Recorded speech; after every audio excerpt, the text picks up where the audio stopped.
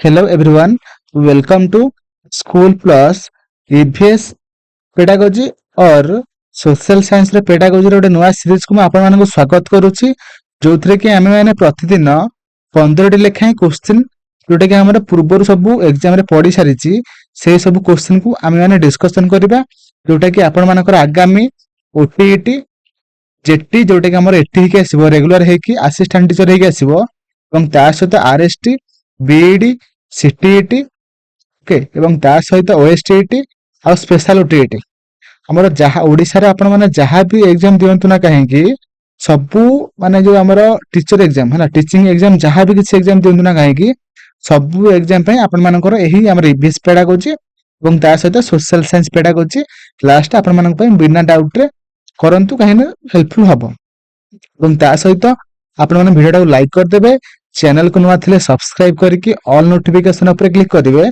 जो द्वारा कि मु जहा भी किसी नुआ वीडियो अपलोड करिवे आपण मानदर फास्ट नोटिफिकेशन पाई परिवे देखंतु हमर प्रतिदिन किछि ना किछि क्लास होउची आपण माने सबु क्लास को देखिबे पई आपण माने सब्सक्राइब करंतु बिना डाउट रे आपण माने जेमिति हेले आपण मानकर नॉलेज इंक्रीज हबो ओके चलंतु वीडियो स्टार्ट करिवा तो प्रथम क्वेश्चन आपण माने देखि पारुथबे कहिछि व्हिच वन गोटे सेकंड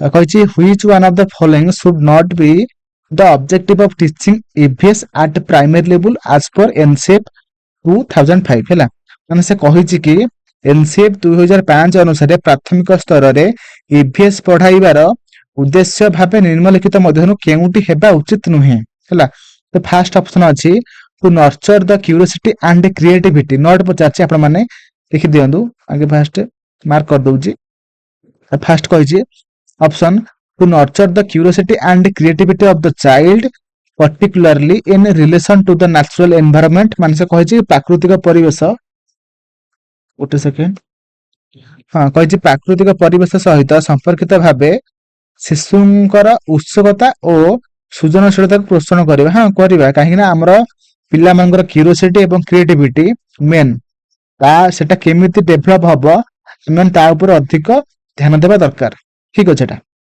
तो तापर कहि to engage the child in exploratory and hands on activities to acquire basic cognitive and psychomotor skill through observation classification and inference हला कहि कि पर्यवेक्षण वर्गीकरण निष्कर्ष इत्यादि माध्यम रे मौलिक ज्ञानमूलक और मन चालन कौशल अर्जन करिया पई शिशु को अनुसंधानमूलक एवं प्रायोगिक कार्यकलाप रे जड़ित करबा ठीक अछि काहे कि ना हम माने पिला मान को पर्यवेक्षण बा ऑब्जर्वेशन करैबा ता सहित क्लासिफिकेशन करैबा माने से जानि परबे डिफरेंस कोन करे कि हम माने पिला को पढेले से माने सब किछि ठीक भाबे रे ताकर रियल लाइफ को हम डील करि पढेले से मानकर ऑटोमेटिकली लर्निंग हे परिबो हला लॉन्ग टर्म पई त परवर्ती ऑप्शन कहिछि ठीक अछि दिटा को तापर कहिछि to train children to locate and comprehend relationship between the natural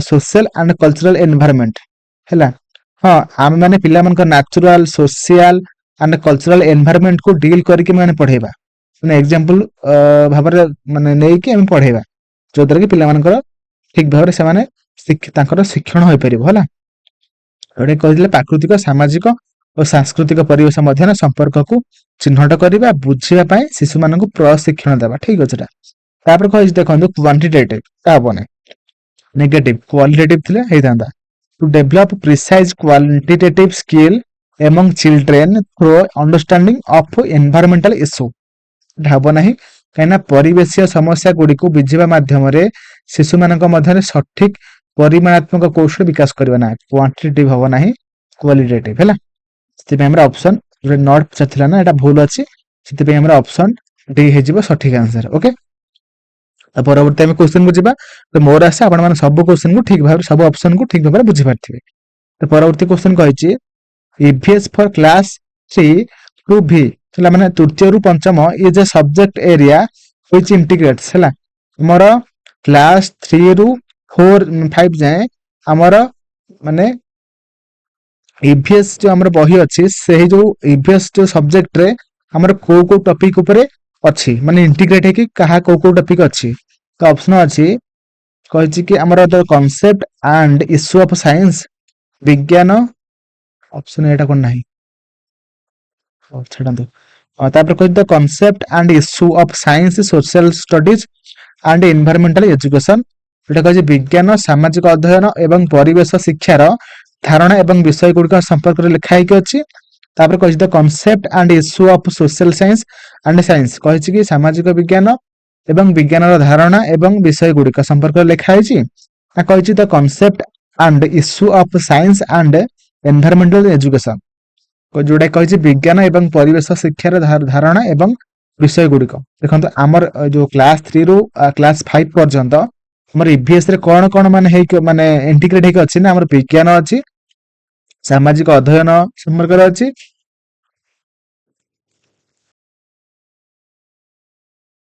ପରିବେଶର ଶିକ୍ଷା ଧାରଣା ଏବଂ ବିଷୟ ଗୁଡିକୁ ନେଇକି ଆମର କ୍ଲାସ 3 ରୁ 5 ପର୍ଯ୍ୟନ୍ତ ଇଭିଏସ ବହିରେ ଆମର ଇଣ୍ଟିଗ୍ରେଟ ହେଇକି ଅଛି ହେଲା ଯୋଉଟା ଆମର ଅପସନ 2 ହେଇଯିବ ସଠିକ ଆନ୍ସର ଓକେ ତ ପରବର୍ତ୍ତୀ ଆମେ କ୍ୱେଶ୍ଚନ କୁ ଯିବା ପରବର୍ତ୍ତୀ କ୍ୱେଶ୍ଚନ କହିଛି which of the following is true about EVS ହେଲା EVS ସମ୍ପର୍କରେ ଆମର ଚାରିଟାଙ୍କ ଅପସନ ମଧ୍ୟରୁ କୋଉଟା ଠିକ ଅଛି ହେଲା ବା ଟ୍ରୁ ଅଛି ହେଲା ଏଟା କହିଛି ନିମ୍ନୋକ୍ତ ମଧ୍ୟରୁ EVS ସମ୍ବନ୍ଧରେ କେଉଁଟି ଠିକ ଅଛି ହେଲା ଦେଖନ୍ତୁ ଫାର୍ଷ୍ଟ ଅପସନ କହିଛି EVS is a subject taught from class 1 to V ଯୋଉଟା କି ସେ କହିଛି EVS ହେଉଛି ଏକ ବିଷୟ ଯାହା ଶ୍ରେଣୀ ପ୍ରଥମରୁ ପଞ୍ଚମ ପର୍ଯ୍ୟନ୍ତ ପଢାଯାଏ ତାପରେ କହିଛି for class 1 and class 2 EVS is taught through language and mathematics ତାପରେ କହିଛି for class 2 3 4 issues and concerns of EVS are taught through language and mathematics ତାପରେ କହିଛି for class 1 and 2 concern and issue of EVS are taught through science and social science କହିଛି କି ଶ୍ରେଣୀ ପ୍ରଥମରୁ ଦ୍ୱିତୀୟ ପାଇଁ ଆମେ EVS କୁ ଭାଷା ଏବଂ ଗଣିତ ମାଧ୍ୟମରେ ପଢାଯାଏ ନା ଆମର ଶ୍ରେଣୀ 2 3 4 ପାଇଁ EVS ର ସମସ୍ୟା ଏବଂ ଚିନ୍ତାବୋଧକ ବିଷୟ ଗୁଡିକୁ ଭାଷା ଏବଂ ଗଣିତ ମାଧ୍ୟମରେ ପଢାଯାଏ ନା ଆମର ଶ୍ରେଣୀ 1 and 2 ପାଇଁ EVS ର ଚିନ୍ତା ଏବଂ ସମସ୍ୟା ଗୁଡିକୁ ବିଜ୍ଞାନ ଏବଂ ସାମାଜିକ ବିଜ୍ଞାନ ମାଧ୍ୟମରେ ପଢାଯାଏ ତ ସଠିକ ଆନ୍ସର କଣ ହବ ଦେଖନ୍ତୁ ଆମର EVS ଟା ସମ୍ପର୍କରେ କୋଉଟା ଠିକ ନା ଆମର କ୍ଲାସ ପ୍ରଥମ and ଦ୍ୱିତୀୟ ପିଲାଙ୍କୁ କଣ ହୁଏ ନା EVS ମାନେ ବହି ନଥାଏ ସେମାନଙ୍କୁ ଗଣିତ ଏବଂ ଭାଷା ମାଧ୍ୟମରେ ତାଙ୍କୁ EVS ପଢା ଯାଇଥାଏ ହେଲା ଯୋଉଟା କି ଆମର ଇଣ୍ଟିଗ୍ରେଟ ହେଇକି ଅଛି ହେଲା ଯୋଉଟା କି ଅପସନ B ହେଇଯିବ ସଠିକ ଆନ୍ସର ତ ମୋର ଆଶା ଆପଣ ମାନେ ସମସ୍ତେ ସବୁ କ୍ୱେଶ୍ଚନ କୁ ଠିକ ଭାବରେ ବୁଝି ପାରୁଥିବେ ପରବର୍ତ୍ତୀ କ୍ୱେଶ୍ଚନ କହିଛି children get lot of space to learn EVS through exploration this indicates that ମାନେ କହିଛି ଶିଶୁମାନେ ଅନ୍ୱେଷଣ ମାଧ୍ୟମରେ EVS ଶିକ୍ଷା ବା ଶିଖିବା ପାଇଁ ବହୁତ ଅବକାଶ ପାଆନ୍ତି ଏହାକୁ ସୂଚିତ ହୁଏ ଯେ ମାନେ ପିଲାମାନେ କଣ କରନ୍ତି ନା ଆମେ ମାନେ ପିଲାମାନଙ୍କୁ ଯଦି EVS ପଢେଇବା ବା EVS ଆମେ ମାନେ ପିଲାମାନଙ୍କୁ ଯଦି ଆମେ ଏକ୍ସପ୍ଲୋରେସନ ବା ଅନ୍ୱେଷଣ ମାଧ୍ୟମରେ ପଢେଇବା ପିଲାମାନଙ୍କର କଣ ହବ ତ ଅପସନ ଅଛି EVS is learned through rote EVS is learned through information ନା EVS is child centered ନା EVS is teacher centered এটা କହିଛି EVS କୁ ଆମେ ମାନେ ମୁଖସ୍ଥ କରିକି ଶିଖାଯାଏ ନା ଆମର EVS ସୂଚନା ମାଧ୍ୟମରେ ଶିଖାଯାଏ ନା EVS ଶିଶୁ କୈନ୍ଦ୍ରିକ ନା ଆମର EVS ଟା ହଉଛି ଶିକ୍ଷକ କୈନ୍ଦ୍ରିକ ଦେଖନ୍ତୁ ଆମର EVS ଟା ହଉଛି କଣ ନା ଶିଶୁ କୈନ୍ଦ୍ରିକ ଯୋଉଥିରେ କି ଆମେ ପିଲାଙ୍କୁ ଆକ୍ଟିଭ ପାର୍ଟିସିପେସନ କରେଇକି ଆମେ ପିଲାମାନଙ୍କୁ ପଢେଇବା ଯୋଉଦ୍ୱାରା କି ସେମାନଙ୍କର ଶିକ୍ଷଣ ହୋଇପାରିବ ସେମାନେ ଅନ୍ୱେଷଣ କରିକି ପଢିଲେ ସେମାନଙ୍କର ମନେ ରହିବ ଓକେ ମୁଖସ୍ଥଟା ହବନି ଏଟା ନେଗେଟିଭ ଆଉ ଇନଫର୍ମେସନ ହବନି କି ଶିକ୍ଷକ କୈନ୍ଦ୍ରିକ ହବନି ଏ ସବୁ ନେଗେଟିଭ ହେଲା ଅପସନ ସି ହେଇଯିବ ସଠିକ ଆନ୍ସର ତାପରେ କହିଛି which of the following is a desirable practice of for an EVS teacher ମାନେ ଆମର ଚାରିଟାଙ୍କ ଅପସନ ମଧ୍ୟରୁ କାହା କୋଉଟା ଯୋଉଟା କି ଆମର ଟିଚର କରିବା ଉଚିତ ନୁହେଁ ଏଟା କହିଛି ନିମ୍ନଲିଖିତ ମଧ୍ୟରୁ କେଉଁଟି EVS ଶିକ୍ଷକ ପାଇଁ ଇଚ୍ଛାନୀୟ ଅଭ୍ୟାସ ମାନେ ସାର୍ ଇଚ୍ଛା ହେଲେ କରିବ ଇଚ୍ଛା ନହେଲେ କରିବ ନାହିଁ ତ ଅପସନ ଅଛି ଆଡ୍ରେସିଂ ମଲ୍ଟିକଲଚରାଲ ଡାଇମେନସନ ଅଫ ଡାଇଭର୍ସ କ୍ଲାସରୁମ ବିଭିନ୍ନ ଶ୍ରେଣୀ କକ୍ଷର ବହୁ ସାଂସ୍କୃତିକ ପରିମାଣକୁ ସମ୍ବୋଧନ କରିବା ନା କହିଛି ତାର encouraging children to provide important information related to the concept of EVS ଛାତ୍ରଛାତ୍ରୀ ମାନଙ୍କୁ EVS ଧାରଣା ସହ ସମ୍ବନ୍ଧିତ ଗୁରୁତ୍ୱପୂର୍ଣ୍ଣ ସୂଚନା ଦେବାକୁ ଉତ୍ସାହିତ କରିବା the linear arrangement of 6 themes of EVS ଯୋଉଟା କହିଛି EVS ର 6ଟି ଥିମ୍ ସରଳ ବ୍ୟବସ୍ଥା ତାପରେ କହିଛି ରିଲେଇଂ ଓନ୍ଲି ଇନ୍ टेक्स्ट बुक माने केवल पाठ्यपुस्तक ଉପରେ ନିର୍ଭର କରିବା। ଦେଖନ୍ତୁ ଆମର ତିନିଟାଙ୍କ टीचर ଯେମିତିରେ କରିବ ସେ ଭୁଲ କରୁ ବା ଠିକ କରୁ ସେ କରିବ, କିନ୍ତୁ ଦେଖନ୍ତୁ ବିଭିନ୍ନ ଶ୍ରେଣୀ କକ୍ଷରେ ବହୁ ସାଂସ୍କୃତିକ ପରିମାଣକୁ ସମ୍ବୋଧନ କରିବା, ମାନେ ତାର ମନ ହେଲେ ସେ କରିବ। ଯେମିତିକି addressing multicultural dimensions of diverse classroom ତାର ମନ ହେଲେ କରିବ, ନହେଲେ ସେ କରିବ ନାହିଁ, ଯୋଉଟା ଆମର ଅପସନ ଏ ହେଇଯିବ ସଠିକ आंसर। ओके, ପରବର୍ତ୍ତୀ क्वेश्चन କହିଛି which of the following is or are important in constructing knowledge in EVS by the children। କହିଛି ନିମ୍ନଲିଖିତ ମଧ୍ୟରୁ କେଉଁଟି କେଉଁ ଗୁଡ଼ିକ ଶିଶୁମାନେ ଇଭିଏସ୍ ରେ ଜ୍ଞାନ ଗଠନ କରିବାରେ ଗୁରୁତ୍ୱପୂର୍ଣ୍ଣ। ମାନେ ଆମର ଚାରିଟାଙ୍କ ଯୋଉ ଅଛି ପଏଣ୍ଟ, ତ ଆମର କୋଉଟା ଯୋଉଟା କି ଇଭିଏସ୍ ମାନେ କାହା ଦ୍ୱାରା ମାନେ ପିଲା ଗୋଟେ ଇଭିଏସ୍ ମାଧ୍ୟମରେ ସେ ଜ୍ଞାନ ଗଠନ କରିପାରିବ, ମାନେ ଗୋଟେ ପଜିଟିଭ ଥିବ। ତ ଅପସନ ଅଛି ଆକ୍ଟିଭ ପାର୍ଟିସିପେସନ ଅଫ ଚିଲଡ୍ରେନ୍, ଯୋଉଟା କି ଶିଶୁମାନଙ୍କର ସକ୍ରିୟ ଅଂଶଗ୍ରହଣ କରିବା ଦ୍ୱାରା ତାର ଜ୍ଞାନ ଗଠନ ହୋଇଥାଏ, ଠିକ ଅଛି ଏଟା। ଶିଶୁମାନଙ୍କୁ ସମୁଦାୟ ସଦସ୍ୟ ମାନେ ଆମର ଦେଖନ୍ତୁ ଆମର କମ୍ୟୁନିଟି ମେମ୍ବର ମାନଙ୍କ ଥରୁ ମଧ୍ୟ ପିଲାମାନେ ଶିଖିଥାନ୍ତି ହେଲା, ସେମାନେ କୋଉ ଟାଇପର ଭାଷା ତିଆରି କରୁଛନ୍ତି, ସେମାନେ କୋଉ ଟାଇପର ମାନେ ବ୍ୟବହାର ଦେଖାଉଛନ୍ତି, ସବୁ କିଛି ପିଲାମାନେ କମ୍ୟୁନିଟିରୁ ମଧ୍ୟ ଶିଖିଥାନ୍ତି। ଦୁଇଟାଙ୍କ ପଜିଟିଭ ଅଛି। ତାପରେ ଅଛି टेक्स्ट बुक ହବ ନାହିଁ, टेक्स्ट बुक ଅଫ ଇଭିଏସ୍ ଠିକ ଅଛି, କିନ୍ତୁ ଆମର ଡେସ୍କ୍ରିପସନ ଆଉ ଡେଫିନେସନ ଘୋଷିଲେ ପିଲାମାନଙ୍କର ଜ୍ଞାନ ଗଠନ ହେବ ନାହିଁ। ତ ଆମର ଅପସନ ଏ ବି ସି ତିନିଟା ଠିକ ଅଛି ହେଲା, ଯୋଉଟା ଆମର ଅପସନ ଏ ହେଇଯିବ ସଠିକ आंसर। ओके, ତ ମୋର ଆଶା ଆପଣ ମାନେ ସବୁ क्वेश्चन को ठीक भाବରେ ବୁଝି ପାରୁଥିବେ। ତ ମତେ କମେଣ୍ଟ ଜଣାଇବେ ଆପଣ ମାନଙ୍କୁ ଭିडियो କେମିତି ଲାଗୁଛି, ଜାଣିଲେ ମତେ ଟିକେ ମୋଟିଭେଟ ମତେ ଟିକେ ଫିଲ୍ ହବ। ତ ପରବର୍ତ୍ତୀ क्वेश्चन କହିଛି children can be effectively engaged in EVS learning through. ଆମର କହିଛି ସନ୍ତାନ ମାନେ ହେଲା ଇଭିଏସ୍ ଶିକ୍ଷାରେ ପ୍ରଭାବଶାଳୀ ଭାବରେ ଯୋଗଦାନ କରିପାରିବେ କାହା ମାଧ୍ୟମରେ, କାହାକୁ ନେଇକି ପିଲାମାନେ ଇଭିଏସ୍ ଲର୍ନିଂ ଟାଇମରେ ସେମାନେ ଇଫେକ୍ଟିଭଲି ସେମାନେ ଏନଗେଜ ହେଇପାରିବେ। ତ ଅପସନ ଅଛି ନ୍ୟାରେଟିଭ କଥାବସ୍ତୁ, स्टोरीज କାହାଣୀ, effective explanation of concept Bai the teacher ଶିକ୍ଷକଙ୍କ ଦ୍ୱାରା ସୂତ୍ର ଉଦାହରଣ ସଫଳ ବ୍ୟାଖ୍ୟା। ତାପରେ କହିଛି effective demonstration and explanation of concept Bai the teacher, ତ ଶିକ୍ଷକଙ୍କ ଦ୍ୱାରା ସୂତ୍ର ଧାରଣର ସଫଳ ପ୍ରଦର୍ଶନ ଏବଂ ବ୍ୟାଖ୍ୟା। ତ କୁହନ୍ତୁ କୋଉଟା ଠିକ ହବ। ଦେଖନ୍ତୁ ଆମର effective explanation and of concept ମାନେ ଟିଚର କଣ ନା ଇଫେକ୍ଟିଭ ଭାବରେ ସେ ମାନେ ହଉଛି ମାନେ ଏକ୍ସପ୍ଲାନେସନ କରିବ, ଠିକ ଅଛି, ଏବଂ ତା ସହିତ ସେମାନେ ଡେମୋନଷ୍ଟ୍ରେଟ କରେଇବ, ମାନେ ପୁରାପୁରି ନିଜେ କରିକି ଦେଖେଇବ, ତା ସହିତ ସେ ଏକ୍ସପ୍ଲାନେସନ କରେଇବ କନସେପ୍ଟର। ଏଇ ଦୁଇଟା ପଏଣ୍ଟ ଠିକ ଅଛି, ସି ଆଣ୍ଡ ଡି, ଯୋଉଟା କି option 3 will be right answer। ତ ପରବର୍ତ୍ତୀ ଆମେ क्वेश्चन को ଯିବା। ତ ପରବର୍ତ୍ତୀ क्वेश्चन କହିଛି objective of EVS teacher who encourages his or her children to observe animals and make picture on their own is or her too। କହିଛି ସେହି ଇଭିଏସ୍ ଶିକ୍ଷକଙ୍କର ଲକ୍ଷ୍ୟ ଗୁଡ଼ିକର ଯେଉଁମାନେ ତାଙ୍କର ସନ୍ତାନକୁ ପଶୁ ମାନଙ୍କୁ ପର୍ଯ୍ୟବେକ୍ଷଣ କରିବାକୁ ଓ ନିଜର ହାତରେ ଚିତ୍ର ତିଆରି କରିବାକୁ ଉତ୍ସାହିତ କରନ୍ତି, ସେଗୁଡ଼ିକ ହେଉଛି କଣ। ମାନେ ସେଟା କରିବା ଦ୍ୱାରା ପିଲାମାନଙ୍କର କଣ ହବ। ଯଦି ଗୋଟେ ପିଲା ଗୋଟେ ଟିଚର କଣ କରୁଛି ନା ଗୋଟେ ପିଲାକୁ ମାନେ ଆନିମାଲ୍ସ ମାନଙ୍କୁ ଅବଜର୍ଭ କରିବା ଏବଂ ସେମାନଙ୍କର ଟିଚର ମାନେ ସେମାନଙ୍କ ଚିତ୍ରକୁ କରେଇବା, ତା ପାଇଁ ସେ ଏନକରେଜ କରଉଛି। ତେବେ ଯଦି ସେ ଏନକରେଜ କରଉଛି ତ ସେଟା ଦ୍ୱାରା ପିଲାର କଣ ଡେଭଲପ ହବ। ତ ଅପସନ ଅଛି ଡେଭଲପ କ୍ରିଏଟିଭିଟି ଅଫ ଚିଲଡ୍ରେନ୍, ସନ୍ତାନ ମାନଙ୍କର ସୃଜନଶୀଳତା ବିକାଶ କରିବ, develop observation and design skill of children, ସନ୍ତାନ ମାନଙ୍କର ପର୍ଯ୍ୟବେକ୍ଷଣ ଓ ଡିଜାଇନ କୌଶଳ ଶିକ୍ଷା ବିକାଶ କରିବ, ନା କହି ଡେଭଲପ ଏସ୍ଥେଟିକ ସେନ୍ସ ଅଫ ଚିଲଡ୍ରେନ୍, ସନ୍ତାନ ମାନଙ୍କର ନୈତିକ ସୁଖ ଅନୁଭୂତି ବିକାଶ କରିବ। ନା ଏଟା ହବ ନାହିଁ, କଣ ମାନେ ସନ୍ତାନଙ୍କର କ୍ରିଏଟିଭିଟି ମାନେ ବିକାଶ ହବ ଏବଂ ସେମାନଙ୍କର ପର୍ଯ୍ୟବେକ୍ଷଣ ଅବଜରଭେସନାଲ ଯୋଉ ଆମର ଅଛି ଲର୍ନିଂ ଟା ଏଟା ମଧ୍ୟ ଡେଭଲପ ହବ, ଯୋଉଟା କି ଆମର A and B, option A and B ଏଇଟା ଠିକ ହବ। ତ ନାହିଁ ଏଠି, ତ ନୈତିକ ସୁଖ ଏସ୍ଥେଟିକ, ଆପଣ ମାନେ ମତେ କୁହନ୍ତୁ କମେଣ୍ଟରେ କୋଉଟା ଠିକ ହବ। ନା ତିନିଟା ଠିକ ହବ, ମୋର ଏସ୍ଥେଟିକ ସେନ୍ସ ମଧ୍ୟ ତିଆରି ହବ, ବୁଝିପାରିଲେ କି ନାଇଁ। ଟିକେ ସରି ଭୁଲ ହେଇଗଲା। ତ ଅପସନ ତିନିଟା ଠିକ ଅଛି ହେଲା, ପଜିଟିଭ ଅଛି, ତ ଅପସନ ଡି ହେଇଯିବ ସଠିକ आंसर। ओके,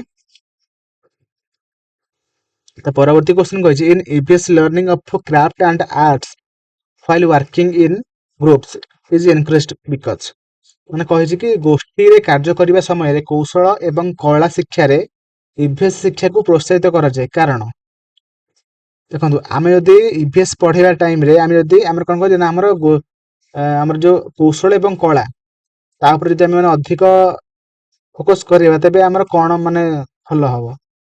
ତ ଅପସନ ଅଛି group learning is easier and very effective strategy for teachers to tackle the problem of indiscipline of the class. ଗୋଷ୍ଠୀ ଶିକ୍ଷା ସହଜ ଏବଂ ଶିକ୍ଷକ ମାନେ କ୍ଲାସର ଅନୁଶାସନ ସମସ୍ୟାକୁ ସମାଧାନ କରିବା ପାଇଁ ବହୁତ କାର୍ଯ୍ୟକାରୀ ଉପାୟ ଅଟେ। ନା group learning promotes peer learning. ଗୋଷ୍ଠୀ ଶିକ୍ଷା ସହପାଠୀ ଶିକ୍ଷାକୁ ପ୍ରୋତ୍ସାହିତ କରେ। ଠିକ ଅଛି। ତାପରେ group learning improve social interaction. ହଁ ଠିକ ଅଛି ଏଟା। ତାପରେ group learning help completing the syllabus of EVS in time. ସଠିକ ଆନ୍ସର କଣ ହବ ମତେ କୁହନ୍ତୁ।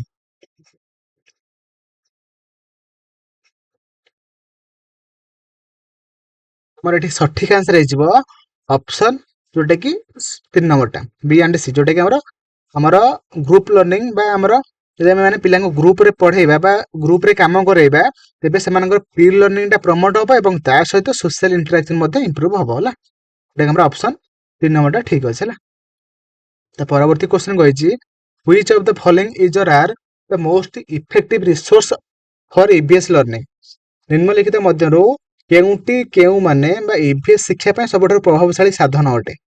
ତାହା ମାଧ୍ୟମରେ ଆମେ ମାନେ ଇଭିଏସ୍ ଲର୍ନିଂଟା ଠିକ ଭାବରେ ହେଇପାରିବ, ଇଫେକ୍ଟିଭ ମାନେ ୱେରେ ହେଇପାରିବ।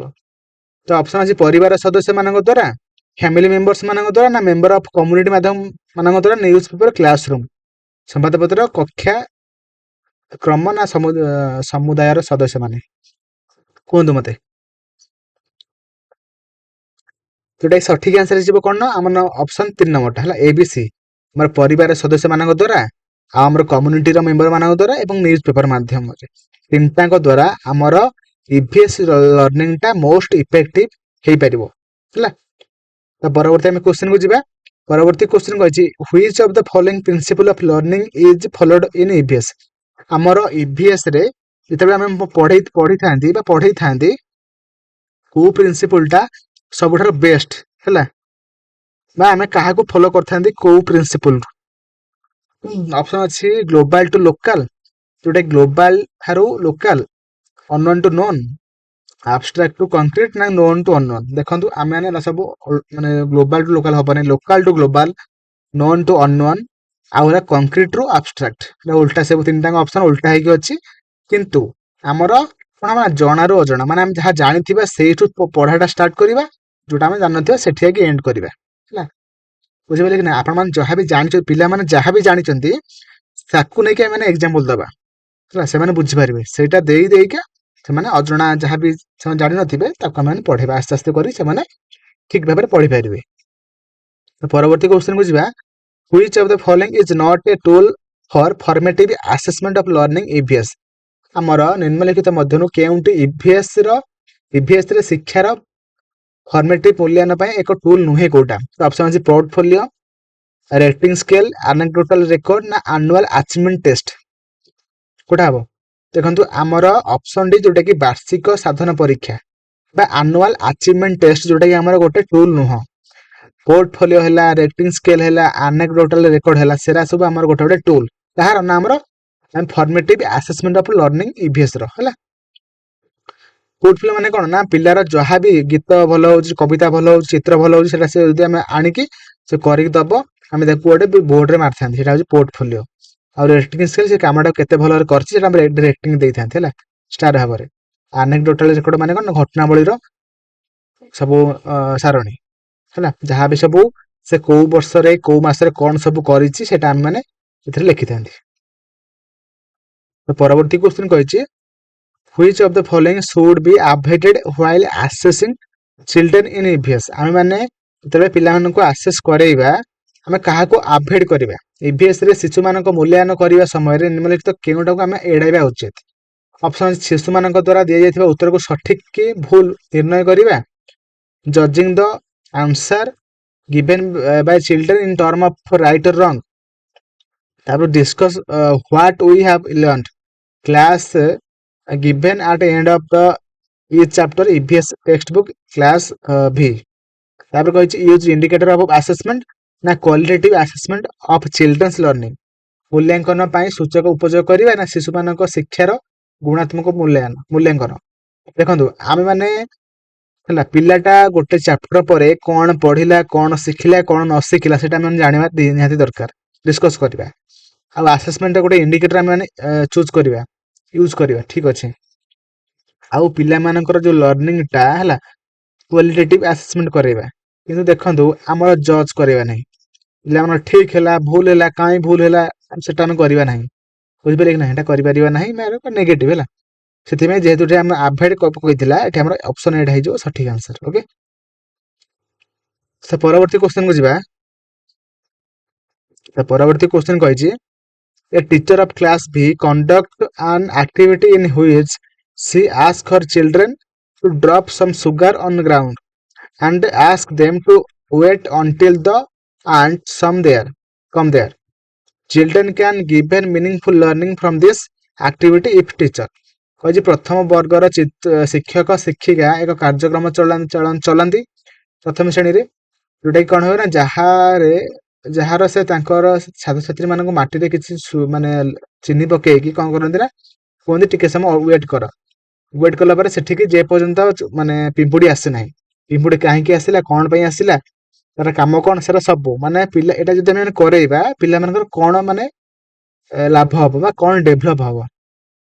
ତ ଅପସନ ଅଛି encourage her children to observe their activity, ନା encourage children to share their experience, na encourage children to observe their share their experiences followed by discussion on activity, na ତାପରେ କହିଛି encourage her children to answer the question at their home related to the activity। ଦେଖନ୍ତୁ ପିଲାମାନଙ୍କର option ଏ ଟା 2 ଟା ନେଇକି ଆମେ ଦିଟା ମିଶି କେତେ ନମ୍ବର ଅପସନ ଅଛି ନା 3 ନମ୍ବର ଅପସନ ଅଛି, ଆମେ ତିନିଟାକୁ କରିଦବା, ଠିକ କରିଦବା।